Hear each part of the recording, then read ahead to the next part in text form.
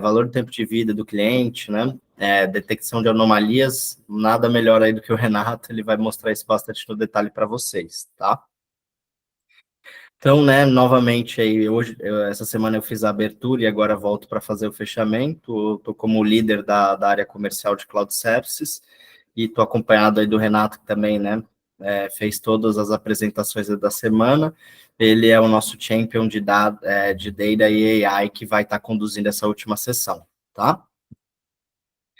Hoje, então, né, vou passar novamente um contexto bem breve aí do posicionamento de mercado da QI, e conforme, né, já citei ali na parte de sumário, contextos de demand forecasting, churn, segmentation, lifetime value e anomaly detection, tá? Bem rápido, tá, pessoal? Então, conforme vocês já devem ter visto aí, quem acompanhou as últimas sessões, né, que já tem se posicionado como um parceiro do Google Cloud já há bastante tempo, né, dos primórdios aí da sua existência. A gente tem todas as certificações, né, no que tange as esteiras possíveis, né, de certificados de Google Cloud. Então, um time realmente bastante qualificado, a gente tem bastante orgulho de mencionar, né, todas essas trilhas. E não menos importante, a parte de especializações, né? Então, desde o Work Transformation com o Google Workspace, parte de Infrastructure para, né, Google Cloud GCP, e não menos importante, a gente está como o primeiro e, a princípio, ainda o único parceiro, né, que tem toda a estratégia de especialização de DevOps, tá? Então, para toda a camada de automação da esteira de desenvolvimento, contem com a gente, que a gente pode ajudá-los, tem bastante expertise no que tange esse pilar também, tá? De portfólio, né? Então, o time ressaltou aí bastante essa semana, eu mesmo no primeiro dia, toda a stack de sustentação, né? Monitoramento que pode ser do mais simples, né? Como o próprio consumo ali, custos da billing account de Google Cloud, até monitoramentos mais complexos, né? Então, enfim, Docker, toda a parte de disponibilidade, performance e tudo mais, tá? Suporte, um modelo, então, um pouco mais reativo e rápido, né? De resposta rápida, com SLAs muito agressivos para tudo que tange a incidentes e solicitações, e finalizando a stack, né, de sustentação, da parte de Managed Services, né, então é realmente o nosso time ser braço direito estratégico do time de vocês, para sustentar e fazer todo o processo de melhoria contínua dos ambientes de cloud, tá? Toda a parte de migração, então, dependente de contexto, qual seja ele, né, seja do on-prime, seja de outras clouds, a gente consegue apoiar vocês. Conforme eu citei, né, a gente tem a especialização de DevOps, então tudo que tange aos processos ágeis, de metodologias de desenvolvimento, toda a parte, né, de automação dessa esteira, desde os deploys automatizados, testes, a gente consegue ajudar vocês, tá? Postura de post-review, que é a postura de segurança, então tudo que tange a compliance, vulnerabilidades, independente do contexto, a gente consegue ajudá-los, tá? A FinOps, então toda a parte de governança de cloud, atrelada à parte de custos, né, metodologias de controle, plataformas, é um dos nossos pilares de fortaleza também. Parte de AI, foco de hoje, né, foi foco da semana como um todo, também não vou chover no molhado aqui. Data e Analytics, então sempre falo, né, que tem expertise full stack no que tange a parte de dados, então seja desde o processo de criação do dado no banco de dados, né, atrelados às suas aplicações, manipulação de dados, criação dos pipelines, ETLs, até a camada final, né, que é a parte de data visualization, toda a parte de AI, tá? Continuidade de negócios com a plataforma de backup DR. Hoje, né, além das plataformas e serviços disponibilizados dentro do Google Cloud, a gente tem a Vim Backup como um grande parceiro. Modernização de infraestrutura, no que tange, né, componentes mais modernos, né, então como microserviços ou até componentes serverless, a gente consegue ajudar. E o Marketing Analytics, que acaba conversando muito, inclusive, com o pilar de Data e Analytics também, tá? Então, como potencializar e extrair dados no que tange a camada de marketing também, tá? De novo, reforçando aqui alguns logos, né, das nossas parcerias de clientes, pilares de fortaleza, né, de tecnologia, indústria, saúde, varejo e logística. Então, convido vocês, né? Pô, tô curioso para saber um case específico aqui. Procura a gente, que a gente, com o maior prazer, conta a história aí desses cases de sucesso, tá?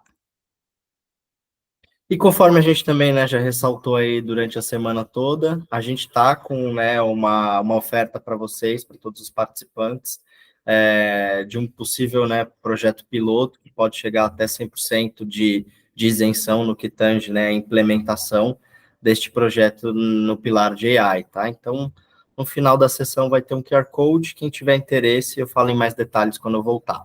Mas agora, sem mais delongas, eu vou passar aí a bola para o Renato, que o nosso mestre aí vai dar o show de sempre. Renatão, tá contigo.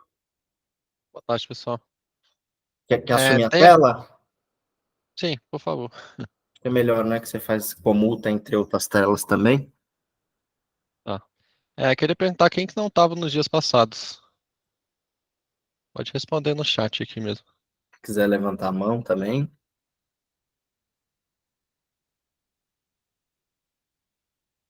A princípio, até pelos rostos aqui são familiares, acho que estava todo mundo aí. Beleza. Fazendo uma análise de dados aqui, né? Isso aí É, depois a gente faz uma análise, tá, pessoal?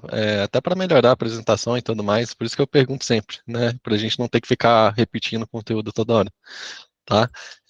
Vamos lá.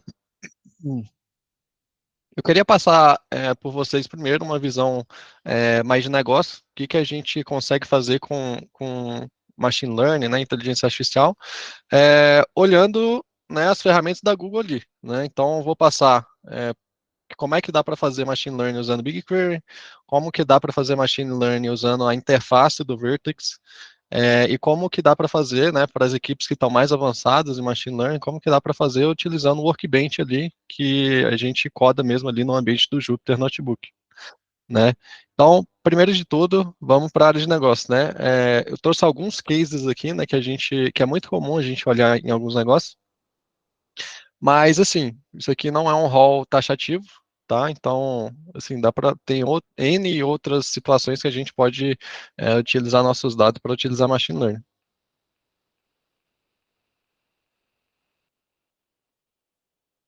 Tá, como que a gente, antes de começar qualquer projeto de machine learning, né? Eu repeti muito isso no primeiro dia. O que que a gente tem que fazer? Qual que é o processo, o workflow, né? Vamos identificar primeiro o problema de negócio. Novamente, mais de 87% dos modelos de machine learning não vão para frente, porque a gente, né, tem que setar isso aqui de uma forma muito, muito certa, né? Então a gente tem que identificar primeiro o problema de negócio, né? A gente desenvolve uma hipótese no sentido de o que que eu consigo utilizar machine learning para o meu caso? Eu consigo identificar algum padrão? Consigo prever algum valor com base nos dados que eu tenho? Uma vez que a gente desenvolve essa hipótese, a gente vai adquirir nossos dados, que essa aqui é a parte mais difícil, é onde toma mais tempo, né? Então, se a gente tem pouco dado, vamos conseguir mais dados. Se os nossos dados estão em fontes diferentes, a gente tem que centralizar nossos dados, né? Então, aqui mora todo o trabalho, né? Assim, maior parte do trabalho, pelo menos, de engenharia de dados, engenharia de machine learning. Uma vez que a gente tem nossos dados, a gente parte para a experimentação do modelo, né? Então a gente vai criar nosso modelo de machine learning, né? Ou seja para identificar qualquer padrão ou para prever algum valor, por exemplo, né? Então assim, tem N aplicações, N algoritmos que a gente pode utilizar para construir nosso modelo com base nos nossos dados, tá? E aí a gente vai treinar e validar nosso modelo, tá? Eu vou passar, quando eu estiver passando o notebook ali, eu vou passar certinho ali o que que significa essa parte de treinamento, de validar, né? Enfim, de fazer essa validação com os dados teste ali para ver se realmente ele está performando bem ou não está. E a gente parte para o, né, dando tudo certo, né, caindo naqueles 13% ali que vai para a produção, a gente aplica e escala o nosso modelo, né? Então, seja para fazer previsões em batch ali, uma vez ao dia, por exemplo, ou em tempo real, aí a gente faz isso já com o modelo implantado, depois de ter passado por todos esses passos aqui. O que que a gente precisa para começar, né? é muito difícil, né, a gente ter tempo sobrando assim, ah, não, no meu tempo livre aqui eu vou fazer um modelo, né, para apresentar para o meu chefe, talvez, e a gente pode seguir para frente, né. A gente viu nas reuniões passadas que é um processo trabalhoso, demorado, né, e precisa de ter um sponsor. Então, assim, primeira coisa de tudo, a gente ter um patrocinador C-level na nossa organização, CEO, diretor, enfim, que, né, patrocina esse projeto, porque não é fácil, né? Só de ter que puxar dados de várias fontes, né? Tem que ter toda essa conversa de integrar várias áreas, né? Puxar dados de outras áreas, por exemplo, para poder construir um modelo de machine learning. Isso não é fácil, né? Às vezes só a burocracia de você puxar dado, né? Buscar dado em outras áreas já inviabiliza, né? Se você for fazer isso sozinho. Por isso que você precisa de um patrocinador para ter essa extração de dados para você. E não só isso, né? Questão de custos também, né? Tem infraestrutura, a gente sabe que tem infraestrutura que tem que dispor dinheiro ali, tem a hora da pessoa, né, que vai trabalhar. Então, assim, são custos envolvidos que se precisa de um patrocinador para poder ir para frente, né? Outra necessidade, né? O caso de uso definido, né? Primeiro ponto ali que a gente tinha colocado ali. Se não tiver um caso de uso bem definido que pode trazer valor para a organização, não adianta de nada, né? A gente ter, nossa, vamos aplicar machine learning porque é o futuro, não sei o quê. Se não tiver alinhado com o nosso caso de uso, com a nossa empresa, não vai dar certo, né? Então, assim, a gente tem que ter uma visão um pouco de arquiteto, né, nesse sentido, de definir o que gera valor para a organização e o que não gera. Dados, novamente, né? Eu sempre vou focar. Dados é a maior parte ali que a gente precisa. E a habilidade de mover para o Google Cloud, né? Uma vez que a gente centraliza os dados ali no BigQuery, tudo fica mais fácil, tá? E a ideia do BigQuery ali, de um Data Warehouse, é justamente essa: unificar nossos dados para que a gente possa trabalhar em cima deles, seja só para Analytics, seja para Machine Learning. E um time de cientistas de dados ali, engenheiros de software, né, para se dedicar ao projeto, né? É muito difícil só uma pessoa tocar um projeto complexo de machine learning ali, tá? Sem apoio, né? Então, assim, de preferência, cientistas de dados, engenheiro de machine learning ali que possa ajudar, tá? Mas, claro, eu vou passar para vocês algumas formas de se começar a fazer machine learning que são mais fáceis, né? BigQuery, por exemplo, né? Então, assim, dá para experimentar utilizando BigQuery, dá para fazer um modelo mais simples ali usando BigQuery e a interface do Vertex. Mas, assim, uma vez que a complexidade aumenta, nossos dados aumentem, tem complexidades maiores de extração, de transformação de dados, né, outras fontes de dados, realmente a gente vai precisar de equipe, não tem para onde ir, tá? E aqui nossos casos de uso, né? Então, assim, trouxe alguns, previsão de demanda, né, que vai ser o primeiro que a gente vai falar.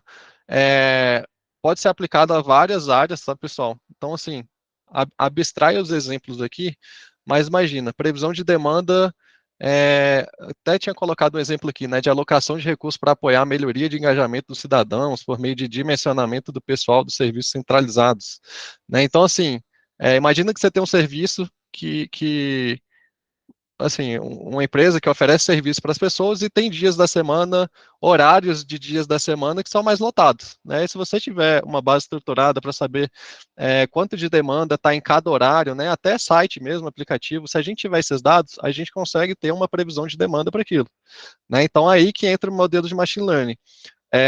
Os algoritmos, né, desculpa, as estatísticas mais convencionais, né, se a gente for fazer uma estatística, se eu tenho tal pessoa tal dia, é provável que na próxima semana eu vou ter tal quantidade de pessoas, né?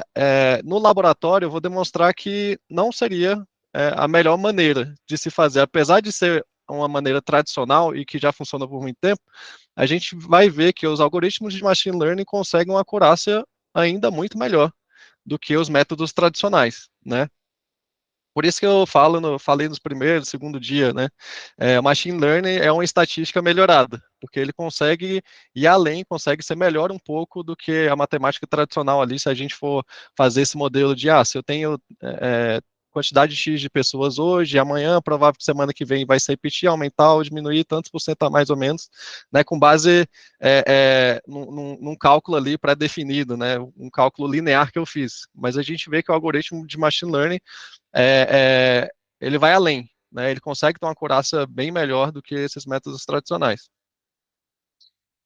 Quais são os passos, né, para a gente desenvolver um algoritmo para prever a demanda de alguma situação, né? Aqui eu elenquei os passos básicos, tá? Habilitar isso aqui, claro, isso aqui é uma das formas de se fazer, é o método recomendado da Google ali, né? A arquitetura de referência, vamos dizer. Primeiro de tudo, a gente habilita as APIs, tranquilo. Importa o dataset do ERP lá para o BigQuery, né? Aquela questão que eu falei de centralizar nossos dados. Vamos analisar as séries temporais para ver se faz sentido, para ver se estão no padrão, né, os dados estão no padrão, se não tem dado faltante, tirar caracteres ali que não são possíveis, tokenizar os nossos dados. O que é tokenizar nossos dados? Qualquer modelo de machine learning não aceita texto, né, ele precisa necessariamente transformar o texto em números, né? Porque o modelo, quando a gente vai construir um modelo, os algoritmos só entendem números. Então, tokenizar é muito importante também. Tem várias técnicas de tokenizar os nossos dados. Uma delas é o One Hot Encoding, né? Se a gente tiver várias categorias, por exemplo, a gente pode selecionar um para uma, zero para outra, e aí a gente vai fazendo, né? A gente consegue dividir ali, se tiver várias categorias, por exemplo, a gente pode dividir de várias formas para a gente ter essa tokenização de forma numérica, né, e não textual. A gente constrói o nosso modelo, né, uma vez que esses dados estão prontos ali, a gente pode utilizar o Arima Plus, tem vários outros algoritmos que a gente pode utilizar, LSTM, por exemplo, tem NBits, NHITS, assim, se você for na internet, tem até competições, né, as competições, por exemplo, M4, M3, M5, quem tiver curiosidade depois de ver. Mas assim, são vários modelos na internet, a gente pode começar utilizando o mais simples, né, que é o Arima, está até disponível já de pronto ali na biblioteca do BigQuery ML, então a gente pode começar testando por esses mais simples. A gente consegue avaliar a performance dele dentro do próprio BigQuery, tá? E a gente formaliza o treinamento ali, né, para deixar de uma forma mais tradicional ou mais profissional, usando o Vertex AI Pipelines, né? É uma forma, assim, acredito, mais avançada, tá? Apesar de ser a arquitetura de referência, é uma forma mais avançada de se fazer machine learning, né, entrando no Vertex AI Pipelines ali. Por quê? Porque o Pipelines, ele precisa de um pouco mais de codificação, né? Ele tem que ter um pouco mais de cuidado ali, cuidando de artefatos, tem que ter um pouco de configuração a mais, tá? Mas, assim, é a plataforma completa, né? É o método mais completo de se fazer, usando o Vertex AI Pipelines. A gente consegue armazenar modelos, né, que a gente já treinou, a gente consegue fazer uma comparação dos modelos que a gente já treinou. Então, assim, por isso que esse é o modelo de referência, né, porque ele oferece funções que, por exemplo, se a gente for utilizar as versões mais básicas ali do BigQuery ML, por exemplo, não vai ter, né, e essa questão, por exemplo, eu quero comparar com o modelo de semana passada, do mês passado, do ano passado, não vai ter como. Agora, pelo Vertex AI Pipelines, ele faz todo esse tracking para você, né, dos modelos que foram treinados, os metadados que foram utilizados, todos os outputs de todos os modelos que forem treinados. Tem também uma opção, por exemplo, imagina que você treina um modelo ali todo dia, só que você não sabe se o modelo está indo bem ou não, né? E você não sabe quando retreinar o modelo, né? O Vertex AI Pipelines tem uma forma ali automática de se fazer isso. Automática, porém com código. Então, como eu falei, ela é mais complexa, mas ela é mais completa também, entendeu? A gente compila o nosso pipeline para rodar no Vertex AI Pipelines, executa o pipeline e pronto, né? A gente tem o nosso modelo pronto, a gente pode fazer inferências ali com o nosso modelo, consegue jogar os dados que a gente previu no BigQuery para a gente colocar numa ferramenta de visualização, né, no Looker Studio, por exemplo. Vou abrir até um notebook referência aqui, só para vocês entenderem como funciona esse processo em código, né? É parecido com o notebook de ontem que a gente estava trabalhando, tá? Basicamente, eu não vou executar isso aqui, tem um ao final que eu vou executar mais completo, que eu vou mais devagar com vocês, tá? Mas só para entender a ideia. Não foge disso, tá? A maioria dos pipelines de machine learning é a mesma lógica, tá? A gente define os componentes ali do nosso ambiente e a gente define o pipeline, né? A gente tem que ter nossos dados no BigQuery, a gente treina os dados ali utilizando o BigQuery, a gente avalia o modelo, a gente faz os gráficos ali das avaliações para a gente conferir, não, beleza, o modelo está ok, está performando bem. né, junto com a checagem de performance do modelo, né, a gente faz o plot das avaliações, né, e da performance. Qual que é a diferença, tá? Deixa eu colocar no Paint aqui, mas basicamente, quando a gente vai treinar um modelo, né, eu vou explicar mais no final, na verdade, mas basicamente, quando a gente vai treinar um modelo, a gente precisa do quê? Dos dados de treinamento, dos dados de avaliação e dos dados de teste. O que que isso quer dizer? Acho que até para explicar melhor, no Paint vai ser melhor. Treinamento, por exemplo, avaliação e teste. Por que que a gente precisa disso tudo para criar um modelo de machine learning, tá? Treinamentos são onde efetivamente os dados, a maior parte dos dados que eu vou precisar para que ele aprenda com os dados que eu tenho. Então, eu vou tentar identificar o padrão com base nos dados de treinamento. Para que que eu preciso dos dados de avaliação? Né? Para saber se esse treinamento aqui, dos dados de treinamento, está ocorrendo da forma melhor possível. Então, o que que eu faço, né? Geralmente, na prática, eu separo meu dataset, né, minha tabela, em 80% de dados de treinamento, avaliação 10%, só para o modelo conferir para ver se ele está indo certo. E dados de teste são dados que o modelo, né, ali durante o treinamento, que o meu modelo nunca viu. Né? Então, treinamento e avaliação, no momento do treinamento, o meu algoritmo vai estar olhando para esses dois dados. O teste não. O teste vai ser quando o treinamento já estiver pronto, eu já estiver com o meu modelo e eu quero inferir com dados reais para ver se o modelo performou bem ou não, tá? E aqui vai ser 10% também. E aí, assim, isso aqui vai de teste também, tá? Dependendo do caso de uso, a gente pode colocar 70% de dados de treinamento, 20% de avaliação, né, 10% de teste, enfim. Aqui muda também a depender dos resultados que a gente está tendo, tá? Só para explicar isso aqui, né? A gente faz o plot ali das avaliações, né, qual a performance do modelo com os dados de teste, né? A gente gera os resultados ali, né, os forecasts, né, as previsões com o modelo Arima, por exemplo, que é o básico que eu mostrei para vocês, e a gente gera as explicações desse modelo. Né, e a gente compila todo esse pipeline e executa o pipeline. Basicamente, isso aqui é a coisa básica, assim, para todo treinamento de machine learning, tá? Tradicional. Hoje, não sei se é separado, não tem nenhum tópico ali de Generative AI, né? Generative AI ficou nos dias passados aí. Esses modelos que eu estou passando para vocês são modelos de Machine Learning ou Deep Learning, tá? Então, assim, os tradicionais, modelos tradicionais ali, tá basicamente focado nisso aqui. Eu vou passar mais detalhado no outro notebook, mas só para vocês terem ideia de que realmente é parecido para todos, tá? A gente instala ali os pacotes, né? Seta ali os dados no nosso ambiente, seta a região, né? Define algumas outras, qual tipo de dado que vai estar inserindo lá, isso aqui, enfim, coisa básica. A gente autentica com a nossa conta no Google Account. A gente cria um bucket ali, né, para fazer o tratamento desses dados. A gente faz uma outra autenticação com a conta de serviço ali que a gente está utilizando, importa as libraries, né, as bibliotecas necessárias, a gente inicializa o Vertex ali, inicializa o BigQuery para ter acesso aos nossos dados, né, o Vertex para ter todo acesso a esse arcabouço que o Vertex ali te dá para treinamento de modelos, cria os diretórios locais para exportar os metadados, né, que vão gerar depois do treinamento. A gente prepara os dados de treinamento, lembra lá que eu coloquei lá em cima? A gente prepara primeiro os dados de treinamento, prepara os dados de avaliação, né?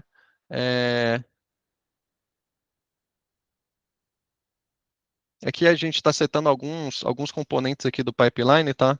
É, cria a localização para exportar os modelos, né? E aqui a gente cria todo o pipeline de treinamento. Então a gente fez todo o pré-processamento de dados ali, né, até chegar na parte de treinamento. E aí segue isso aqui, da mesma forma. Né, isso aqui, se a gente for olhar um por um, a gente cria o dataset de treinamento aqui, né, a gente tem toda a query aqui que a gente utiliza para criar esse dataset de treinamento. A gente roda um experimento aqui do Arima, né,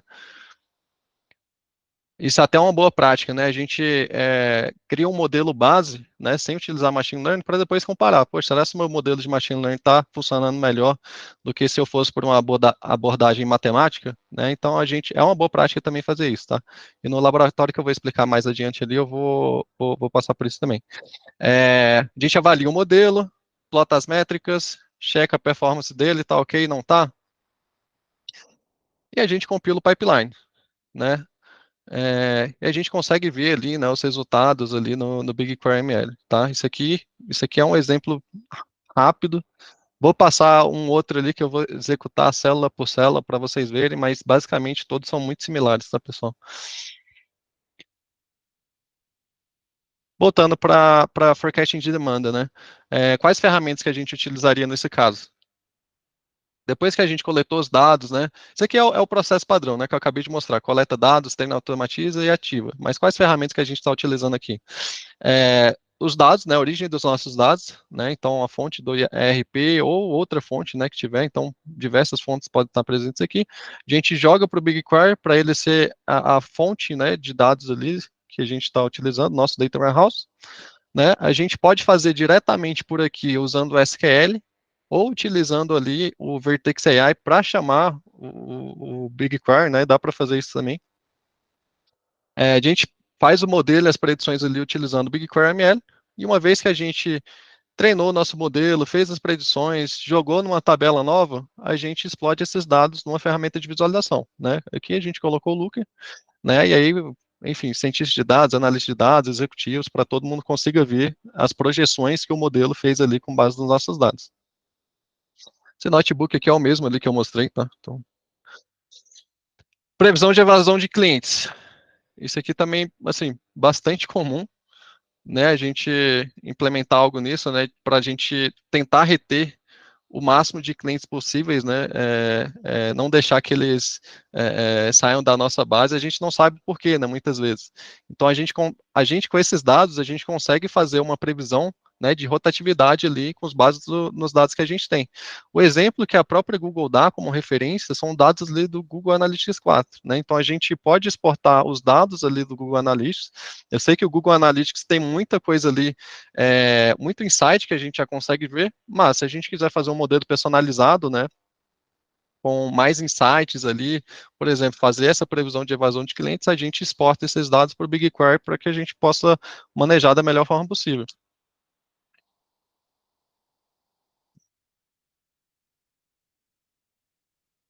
Aqui ele utiliza também o BigQuery ML, tá, para fazer. É igual eu falei, né? Eu acho que a melhor forma para experimentar modelos seria começar pelo BigQuery ML, tá? Então, se você está iniciando ali com Machine Learning na sua empresa, acho que alguém abriu o áudio, hein? Tá. Se você está começando com Machine Learning na sua empresa, comece com BigQuery ML, tá? É a forma mais fácil realmente, tá? E aí os passos, né? São muito similares, né? De previsão de demanda. Portar conjunto de dados, ok. Desenvolver modelo do BigQuery, avaliar, né? O modelo está performando bem, não está. Formalize o fluxo de trabalho, né? Para ele ficar de forma automatizada, fazendo esse treinamento. Compila o pipeline, executa o pipeline, né? Aqui o processo é o mesmo, né? A gente coleta os dados, treina automativa e automatiza e ativa.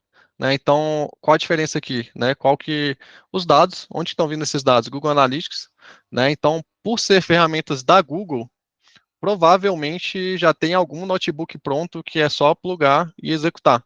Tá? Então, isso é uma das facilidades, né, da gente estar no ambiente Google. Muitas pessoas já têm muita coisa na comunidade, tanto no Kaggle quanto do próprio Google mesmo, né? Eu até comentei ontem com vocês do Cloud Skills Boost, já tem muita coisa pronta ali que você só faz download do notebook e já consegue implementar. E aí você consegue adaptar.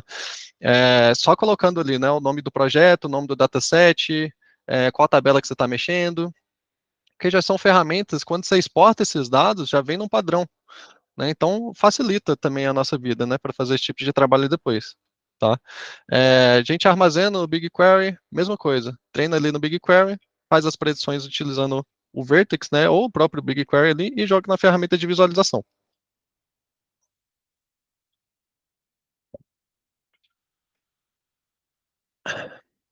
que a gente consegue também. Outro exemplo, de segmentação de audiência, né? Eu sei que, assim, quem utiliza o Google Analytics sabe que tem como fazer isso lá, né? De uma forma mais genérica, assim.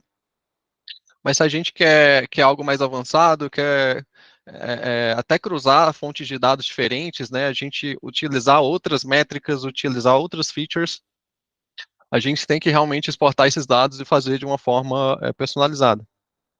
Né? Então, a gente consegue fazer isso para segmentar de uma forma mais personalizada para o nosso uso de caso. E os passos, né? Similares novamente, importar dados, transformar, criar e treinar os modelos ali, conferir se o modelo está indo bem, ali, ó, avaliar, compare e aprimore o modelo, né? Analise os grupamentos de dados do modelo selecionado, use o seu modelo selecionado para atribuir usuários a agrupamentos para segmentação de marketing, né? Então, assim, similar também, Customer Lifetime Value. Esse aqui é o lab que a gente vai fazer, tá? O que quer dizer isso? Valor do tempo de vida do cliente. Imagina que um cliente, quando entra na nossa organização, ele tem um determinado valor, né? Desde quando ele chega, faz a primeira compra, contrata o primeiro serviço, até a vez que ele nunca mais vai querer saber da nossa empresa, né? Então, ele tem um valor monetário mesmo ali na nossa empresa. Então, a gente calcular o valor do tempo de vida do cliente, né, o lifetime value, né, é muito interessante, tá? Então, a gente pode dar mais atenção àquele público ali que pode ser que desistiu da empresa, por exemplo, né, e a gente quer reconquistar esse cliente. Então, através do modelo de machine learning, para falar isso para a gente, né, olha, esse cliente X e esse Y aqui não é simplesmente falar, não fez compra nos últimos 60 dias, não. Ele faz uma análise, né, e aí ele leva em conta várias coisas, tá? Por exemplo, quão recente foi a última compra dele, qual a periodicidade que ele comprava, né? Então ele analisa várias coisas para no final falar, olha, de acordo com o padrão desse cliente, ele não quer mais saber da sua empresa, ou ele está prestes a sair da empresa e não quer mais saber. Então, antes disso acontecer, a gente pode fazer um modelo nesse sentido, né, para avaliar para a gente quais clientes têm maior potencial ali de gastar mais com a nossa empresa e quais já estão saindo ali e estão prestes a nunca mais querer saber da nossa empresa. Os passos, né? Basicamente similares, igual, né? Vou até passar para cá, que aqui eu acho que torna mais visual, né? Os dados de audiência, a gente pode pegar dos nossos sistemas de CRM ou Google Analytics 4. Acho que o Analytics 360, o pessoal do Workspace depois pode até me corrigir, eu acho que foi descontinuado, não lembro. Mas, assim, Google Analytics 4, os dados do nosso CRM, a gente faz a junção desses dados, a gente interliga, consegue interligar esses dados ali, joga para o BigQuery. BigQuery, a gente faz toda aquela parte de Machine Learning, né, usando SQL, né, gera um modelo, avalia o modelo, está funcionando, não está funcionando, coloca em produção e a gente joga para uma nova tabela do BigQuery e explode na ferramenta de visualização, Looker ou Looker Studio, né? E qual que é o diferencial disso aqui, né? Algumas dessas plataformas de marketing, né, Google Analytics, Google Ads, permite a importação de dados também. Então, tem como eu jogar esses dados que eu previ lá, de volta lá para o Google Analytics, por exemplo, para o Google Ads. Né? Então, você, por exemplo, quer uma plataforma unificada, né? Não quer ficar mudando entre o Looker Studio, Google Ads, Google Analytics. Tem também essas funcionalidades de importação de dados, tá?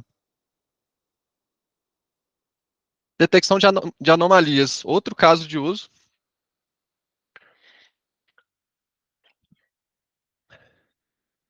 Esse em específico,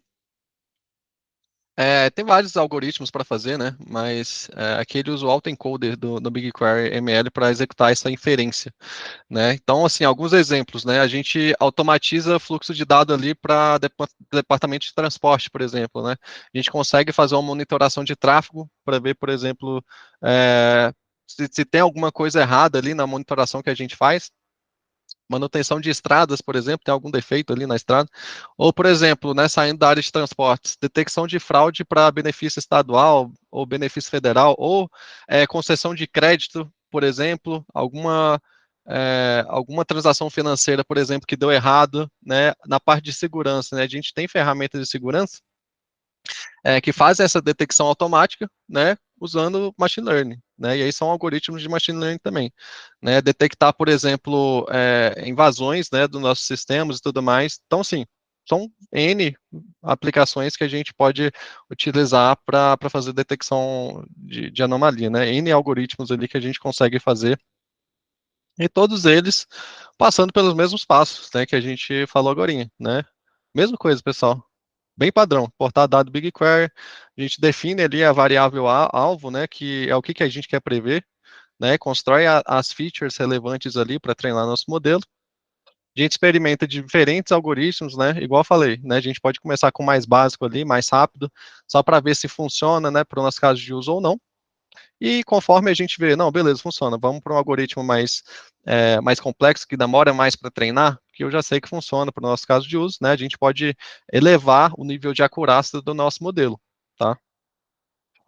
Avalia o desempenho, formaliza o treinamento ali no Vertex AI Pipelines, compila o pipeline e executa. Pronto, né? É, Aqui, né, alguns dos exemplos que a gente já falou, tem vários outras áreas que a gente pode fazer isso, né, detecção de anomalias, analíticas de fraude, detecção de malware, né, fraude de e-mails, enfim, dá para fazer várias coisas com isso aqui, tá, pessoal?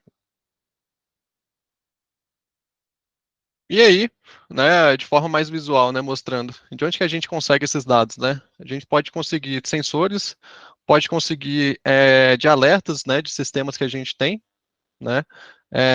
Assim, diversas fontes aqui. A gente joga esses dados para o BigQuery novamente, e aí o BigQuery a gente faz o treinamento ali, usando o BigQuery ML ou o Vertex ali, e joga na plataforma de visualização, né? Para que os executivos, analistas de negócio, cientistas de dados consigam visualizar de uma forma melhor, né? Mais visual. A gente consegue ter um storytelling melhor, né? Quando a gente apresenta gráficos.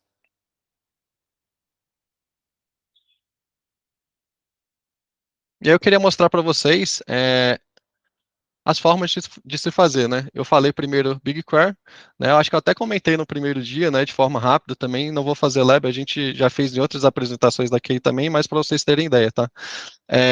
Qual a simplicidade de se fazer no SQL? Por que deve ser o primeiro passo, o primeiro momento, né? Para vocês que estão iniciando com Machine Learning, por exemplo, por que eu devo começar por aqui? Porque realmente é muito fácil, né? A gente cria ou substitui o modelo, né? Cria um modelo ali, a gente coloca o nome do modelo e a gente faz um select dos dados que a gente quer, né? E pronto. Criou um modelo. A gente tem como colocar opções adicionais aqui, né? As features, né? Colocar o que a gente quer tunar no nosso modelo. Assim, isso aqui é o básico do básico, né? Mas a gente pode colocar várias coisas aqui dentro, várias opções de modelo aqui, opções, né? Arima Plus, a gente seleciona o nosso modelo, qual que é a coluna ali, como é que está formatada, que a gente quer de feature, que a gente quer prever. Então, assim, em poucas linhas a gente consegue fazer um modelo de machine learning. Esse aqui está mais completo. E a gente consegue até fazer já a previsão dele ali também dentro do BigQuery, né? Então, assim, é a forma mais fácil, tá? Junto com a parte ali dentro da interface, né? Que eu vou mostrar agora também. Mas, por exemplo, só para vocês terem ideia do que vocês conseguem fazer ali dentro, né? Do BigQuery. A gente pode fazer criação de modelo, a gente pode exportar modelo, a gente pode predizer dados com base no modelo que a gente já tem, a gente pode avaliar o nosso modelo dentro do BigQuery, né? Isso aqui é só de componente novo, né? A gente pode explicar as predições que a gente tem dentro do BigQuery usando o SQL, e aí, para cada caso, né, por exemplo, forecasting, detecção de anomalia, né, para cada caso a gente vai ter opções específicas ali já para o nosso caso de uso. Né? Então, assim, dá para fazer o mundo com o BigQuery. Não é porque é a forma mais simples ali que não tem várias opções, tá? Eu só queria deixar isso claro. Qual a outra opção? Né? A gente aqui na interface gráfica do Vertex, a gente consegue, por exemplo, quando a gente vem aqui em conjuntos de dados, a gente pode criar um conjunto de dados aqui, tá? E já treinar eles, né? Por exemplo, se eu vim aqui em criar dados aqui, ele já me traz algumas opções para fazer isso de forma visual também, tá? Qual que é o problema disso aqui, tá? Em relação ao BigQuery e ao Vertex, né? O Workbench que a gente estava utilizando ali nos notebooks, né? Uma vez que você seleciona qual tabela que você já tem, né? Se ela não tiver bem tratada, às vezes você só quer colocar aqui, né, de qualquer jeito para ver se funciona, se não funciona. E assim, essa forma visual ela é muito sensível a qualquer errinho na sua tabela. Então, às vezes você coloca, por exemplo, eu quero fazer uma regressão, classificação aqui de forma visual, né? E aí eu coloco criar, posso fazer o upload de um arquivo CSV, por exemplo, aqui.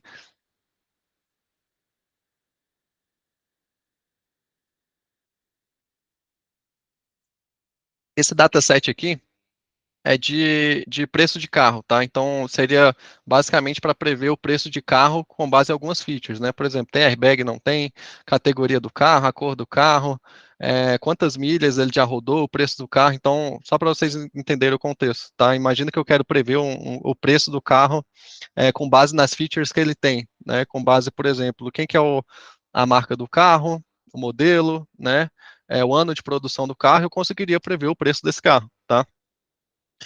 Sem olhar a tabela FIPE, por exemplo, né, de uma forma mais acertada ainda, né, do que a tabela FIPE, por exemplo.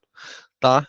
Uma vez que você coloca esses dados, você vem aqui em treinar modelo, AutoML em pipelines, né, configura o nome o job, né, pode colocar o nome do job aqui,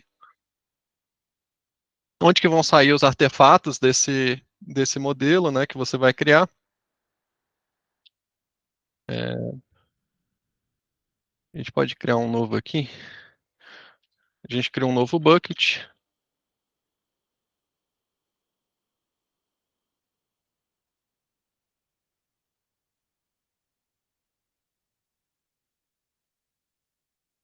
Continua. Qual que é o objetivo? Classificação? Regressão? Regressão. Quero prever qual que é a coluna de destino, né? Igual havia comentado algumas vezes, mas a coluna de destino basicamente é a coluna que você quer prever, né? Você tem as colunas que você usa para treinar, né? E é a coluna que você quer prever. A coluna de destino é a que você quer prever, né? Então, por exemplo, eu quero prever o preço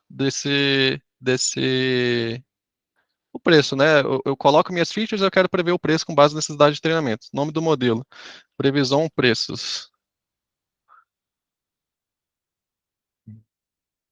E aqui eu seleciono quais são é, as features que eu quero utilizar para treinar esse modelo. O que, que eu acho interessante aqui que dá para treinar esse modelo, né? Posso gerar algumas estatísticas aqui, estatística geral, correlação com o destino, mas, né, experiência própria mesmo. Quando você coloca em gerar estatísticas aqui, às vezes demora muito. Tá? Às vezes demora 1 hora para um dataset pequeno, né? Mesmo qualquer um desses dois aqui, tá? E aí, nessas horas, você se pergunta, poxa, eu acho que se eu fizesse lá no BigQuery, né, usando SQL, que é mais fácil, seria muito mais rápido. Né? Em questão de minutos, eu já estava prototipando o modelo de machine learning. Só que aqui é mais visual, né? Então, assim, demora e se você não tiver o seu dataset muito bem transformado ali, já limpo, né, pode dar erro e assim, até treinar o modelo, né, dá 15, 20 minutos, 30 minutos, às vezes 1 hora, para no final dar erro. Né? Ninguém quer fazer isso, basicamente. Então, assim, são opções, mas para cada caso de uso. Se você já tem seus dados limpos, ok, usa esse modelo aqui que vai se beneficiar muito bem. Né? Se você quer algo mais rápido, né, já vai no BigQuery ali, BigQuery ML com SQL mesmo, já dá para utilizar o modelo ali, você cria super rápido também. Né? Então, assim, são para diferentes casos de uso, tá? A gente aqui selecionaria quais as features que a gente quer treinar o modelo, por exemplo, o ano de produção. E aí, claro, né, quando a gente gera essas estatísticas, às vezes vai aparecer algum insight aqui legal para falar assim, olha, essa feature aqui tem mais correlação com o preço do que essa outra, né? Então, assim, são coisas que a gente consegue fazer de forma melhor usando o notebook do Vertex, né? Mais customizado ali, a gente pode ver feature por feature, né? Pode ter outros insights. Aqui realmente é limitado, porque é visual, né? Então a gente tem que sempre pensar isso. Tudo que é mais visual ali é mais fácil de usar, só que é limitado. Né? Então, se a gente for para um Vertex Workbench no notebook, a gente consegue fazer o que a gente quiser. Só que é mais difícil, né? Tem a complexidade da língua, entendeu? Modelo, por exemplo, né? Sei lá, vamos colocar modelo, ano de produção e mileage aqui. Vamos colocar, sei lá, combustível, né? Então a gente vai, continua, né? E um orçamento aqui, né? Vai de 1 até 72 horas, né? Quanto tempo máximo que você quer permitir que o modelo treine, né? Então você seleciona as horas aqui, sei lá, quero 1 hora, né? E envia o job, né? Então aqui, ele vai trazer todo um pipeline para ti. Uma vez que ele treinar, aqui ele começa a execução, mas uma vez que ele treinar, o modelo vai estar aqui disponível para você deixar para fazer, é, enfim, para fazer predição em batch ou online, ele vai estar aqui e vai te dar as opções para isso. Então, assim, facilita, né, muito porque é visual e tudo mais, mas é aquela, né? Para gerar esse modelo aqui, por exemplo, que está em execução, se a tabela não tiver bem estruturada, tiver qualquer dado ali que não corresponda, que possa dar erro ali no pipeline, ele vai falhar. Só que ele vai falhar daqui a 15, 20 minutos. Entendeu? Então, assim, pode não ser a melhor opção para a gente. Qual outra forma, e é isso que eu ia demonstrar no laboratório da gente hoje, tá? Via Workbench, tá? A gente consegue experimentar de forma, assim, de forma livre, né? A gente consegue fazer qualquer tipo de análise, a gente consegue fazer ali, porque é tudo Python, é dentro do ambiente Python, né? Deixa eu só iniciar a máquina aqui, eu acho que vai demorar um minutinho.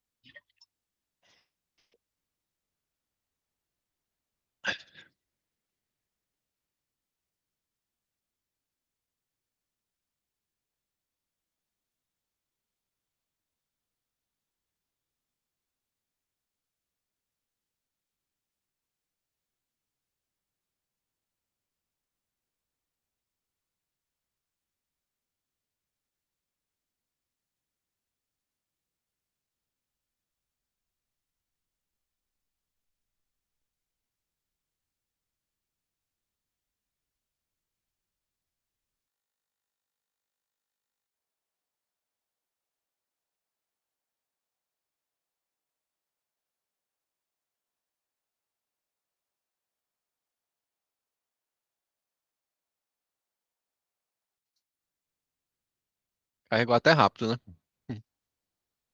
É, só para vocês verem a lógica, né? Que a lógica serve para praticamente todos, né? Os algoritmos de machine learning, né?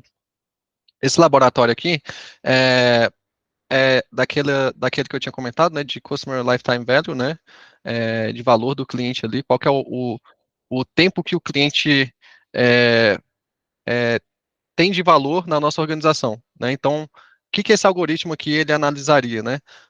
A distância entre as compras, né? O quanto de valor monetário esse cliente está gastando, né? Para saber, né? Até onde esse cliente vai continuar comprando com a gente. Ou não só até onde, mas o quanto que de dinheiro que esse cliente ainda tem a agregar na nossa instituição. Tá? Então, o Customer Lifetime Value é isso. Né? Então, tem como a gente prever isso por cliente. Né? E é isso que esse laboratório fala, né? Basicamente. E aí são 3 features aqui que são mais valiosas para a gente. Né? Quão recente, né, ele fez a última compra, a frequência e o quanto de dinheiro, né? Quanto de valor que ele ainda tem ali, entre aspas, disponível, né, para ainda gastar com os nossos serviços, com os nossos produtos, enfim.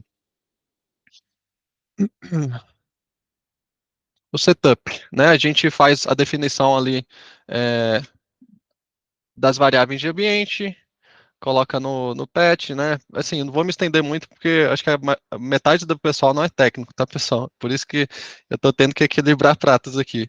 Mas enfim, a gente coloca os nossos dados ali de projeto, de região, o bucket, a gente seta um bucket, né? Ou a gente cria, ou a gente utiliza algum que a gente já está utilizando. Segue a mesma lógica, né? A gente tem que pegar o dado, depois pega o dado, treina, avalia, coloca produção. É isso. Faz as predições ali, né? E joga num dataset novo e faz as predições. A gente importa as libraries, né? Aqui, libraries de sistema operacional, de data, né? De gráfico, de números, de cálculos matemáticos. TensorFlow aqui, que é o modelo. Então, o modelo foi feito nessa library aqui, né? Do TensorFlow. Matplotlib, enfim, as libraries mais tradicionais de Python. A gente inicializa o Vertex, né, com os dados ali do nosso projeto, da nossa região, do bucket, tá?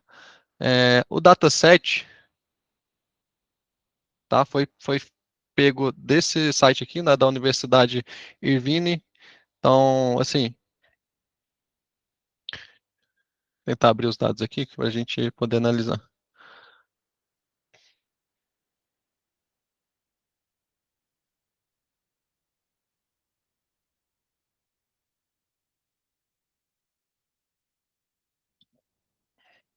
A gente tem o ID do cliente, o país do cliente, o preço unitário que ele gastou, a data ali que ele fez a compra do invoice, quantidade de itens que ele comprou, a descrição, né, o código do estoque, e isso aqui deve ser algum ID o número da invoice, tá? É,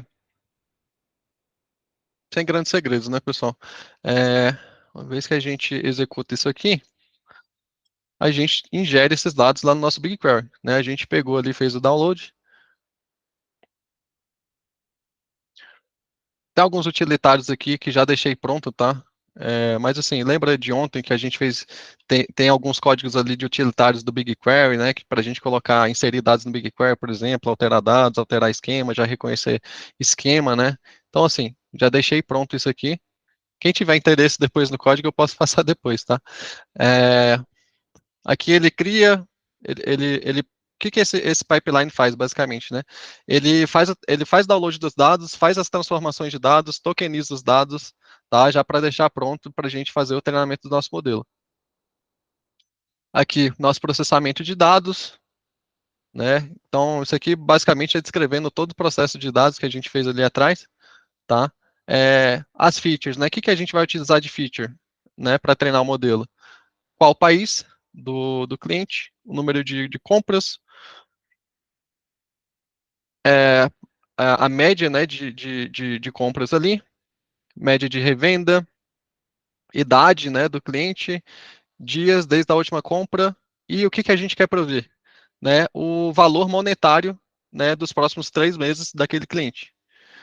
Então, assim, esse aqui é o valor, né, importante para a camada de negócio nosso, né? O que que a gente quer prever? Quanto que esse cliente ainda tem para gastar nos próximos 3 meses, por exemplo? Tá? E a gente faz uma análise antes, né, para a gente ver se faz sentido para a nossa organização, o que que a gente tem que adaptar nos nossos dados, né? Então, por exemplo, a gente fez um select aqui lá no BigQuery, dessa coluna aqui, né, dias da última.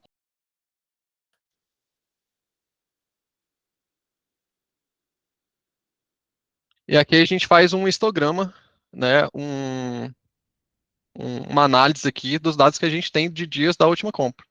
Né? Então, aqui a gente consegue ver que a gente tem 3.330 registros, a média ali de dias, né, desde a última compra. Então, assim, a média de 92 dias, o desvio padrão de 77, né? Então, tem um desvio padrão aqui muito longo, né? Então, a gente vê que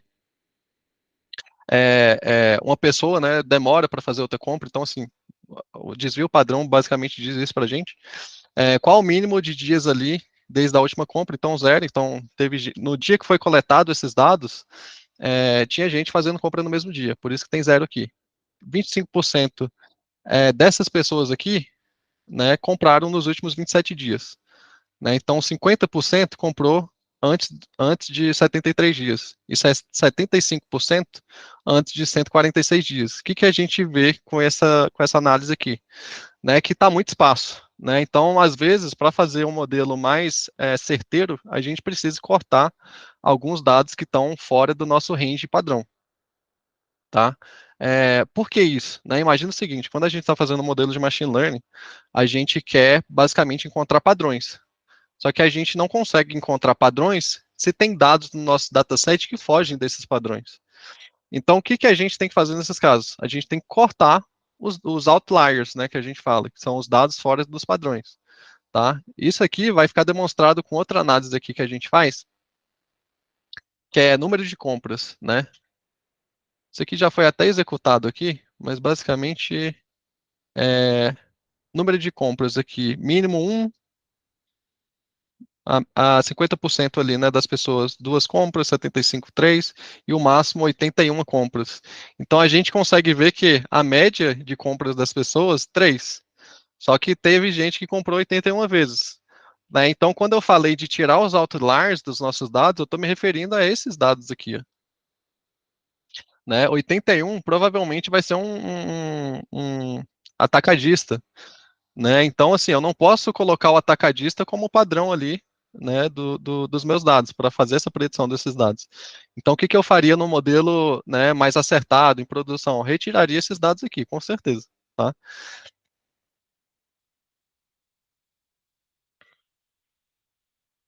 Quanto os clientes estão gastando, né? Isso aí é outra análise antes de fazer o treinamento de dados ali. Tá? Se a gente for aqui é, se a gente for fazer a análise aqui, né, quanto que está gastando, né? O mínimo, 2,90, né? O máximo, 26.000. Aliás, 268.478. Então, provavelmente tem alguém que compra aqueles produtos em lote, né? E outras pessoas varejistas comuns, né? É, então, assim, quando a gente vai fazer o modelo, aqui na própria distribuição aqui, a gente vê, né? Tem alguns pontinhos soltos aqui que estão fora do padrão, né? Então, no modelo mais acertado, a gente retiraria esses dados aqui e aí deixaria somente o que está no padrão ali, tá? Aqui a gente faz uma consulta para fazer um modelo base. Lembra que eu falei? A gente faz um modelo base matemático mesmo antes, antes de fazer o modelo de machine learning, para ver se o nosso modelo está melhor do que esse modelo base. Né? Se tiver melhor, né, o nosso modelo ali alcançou o resultado que a gente queria. Né? Ele funciona melhor do que os cálculos matemáticos convencionais. Né? É, que a gente tem uma métrica aqui, né, para ver se o modelo está bom ou não. A gente tem MyMSE e RMC. O que, que é isso aqui, basicamente? Tá? Isso aqui, basicamente, é o erro quadrático médio, né? E aí tem várias formas de se representar isso, mas, basicamente, quanto menor esse valor aqui, mais próximo está a previsão do valor real, tá?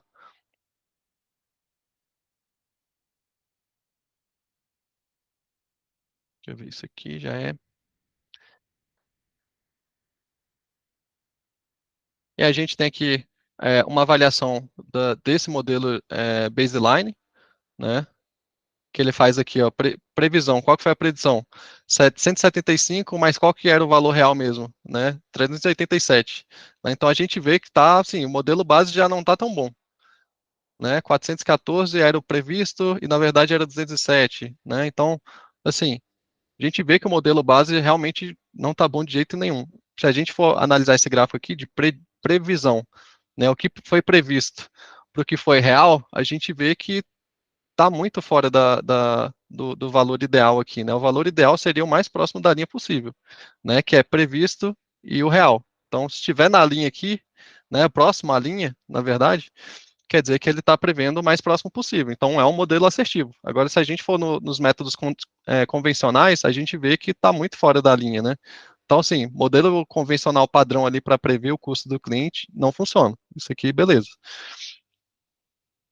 E a gente vai treinar um modelo, né, para que esses pontos aqui, né, fiquem o mais próximo aqui da linha, né, porque a gente quer que os valores previstos ali sejam mais próximos do real, né, então a gente distribui os dados ali entre treinamento, teste e validação, né, igual eu havia falado para vocês no início.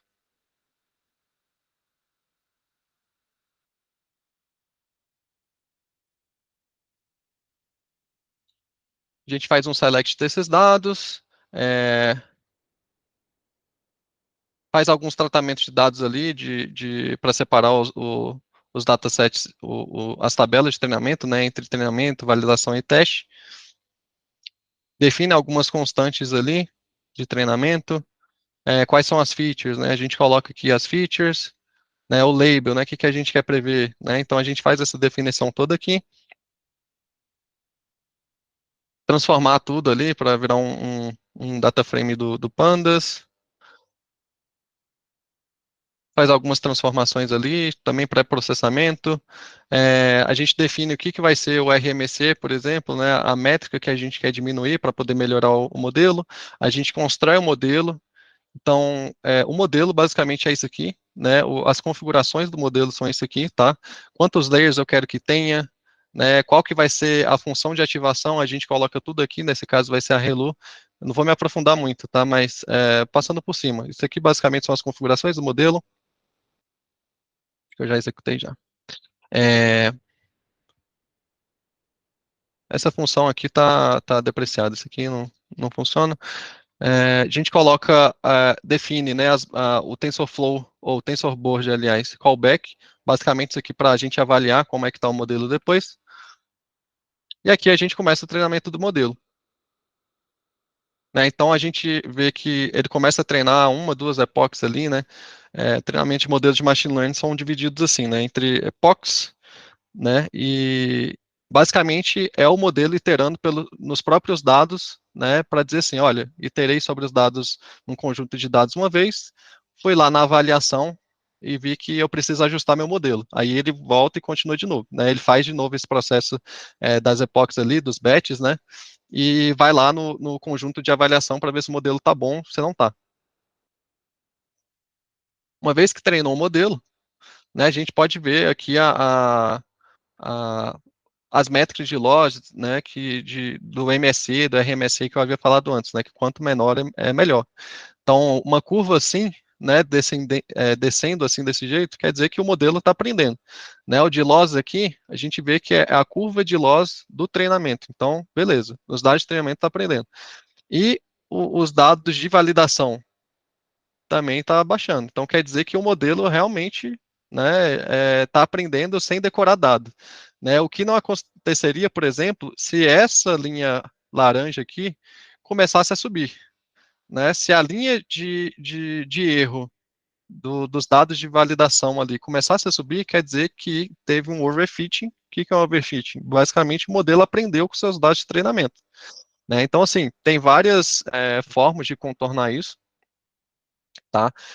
Tem um negócio chamado early stopping, né? Que quando essa linha aqui começa a subir, né? O modelo reconhece e ele vai e quebra o treinamento para de acontecer. Né? É uma forma de se evitar isso, porque se o modelo decorar os dados de treinamento, ele não vai generalizar para novos dados, né? Então é um modelo que não vai funcionar, basicamente. Aqui a gente faz o model predict, que a gente vai prever os dados ali, né? Enfim. Isso aqui é só a parte de prever os dados, né? Essa parte aqui agora é que eu vou plotar. Né? Uma vez que você executa isso, né, os plots definem como que vai ser as figuras ali, os plots, né, do que você já previu no modelo, você consegue ver se o modelo efetivamente está funcionando bem ou não. Esse primeiro aqui é do baseline model lá, né, do modelo inicial que a gente fez com aqueles cálculos matemáticos tradicionais, né, para ver se o que estava previsto era mais parecido com o atual, né. Então a gente vê, né, já viu ali anteriormente que os dados estão muito dispersos, né. Então assim, baseline model realmente não funciona. Quando a gente vai para os dados de avaliação, né, a gente vê que já se concentrou mais ainda ali na linha, né. Então os dados previstos ali realmente estão mais similares ali com da realidade. E quando a gente vai para dados que o modelo nunca viu, que é esse aqui o que realmente importa, a gente faz uma comparação com o baseline model, né? Não tem como não fazer. E assim, né, pela proximidade aqui da linha, a gente já vê que o modelo de machine learning, né, tá fazendo a predição muito melhor do que modelos ali tradicionais que a gente utilizaria para prever o Customer Lifetime Value, tá? Quais próximos passos, né, que a gente poderia tirar disso aqui para implementar num pipeline de produção, tá? A gente poderia executar esse pipeline aqui diariamente, por exemplo, ou somente quando determinada métrica ali ficar acima ou abaixo de tal valor, enfim, tem como a gente setar isso aqui de várias formas, tá? E a gente joga novamente, né? Depois que a gente criou esse modelo, que viu isso aqui, a gente joga de novo para o BigQuery, né, com os dados previstos para a gente colocar na ferramenta de visualização, né, que vai ser muito mais fácil, muito mais interessante para a área de negócio, né, ver de uma forma visual, até pelo storytelling, né, que a gente tem contado os nossos dados, olha, o valor previsto disso aqui, segundo o modelo de machine learning, foi isso aqui, né, então a gente tem decisões mais acertadas quando a gente tem esse tipo de dado.